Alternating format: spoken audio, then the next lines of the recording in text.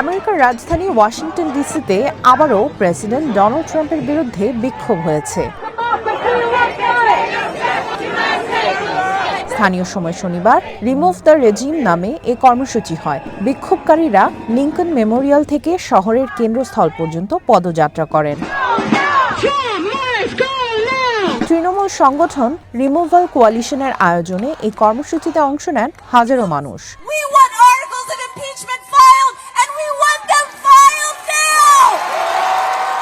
বিক্ষোভ থেকে ট্রাম্পের অভিশংসন এবং অপসারণের দাবি জানানো হয়। ওয়াশিংটন ডিসিতে ন্যাশনাল গার্ডের মোতায়েন বন্ধের দাবিও জানান বিক্ষোভকারীরা।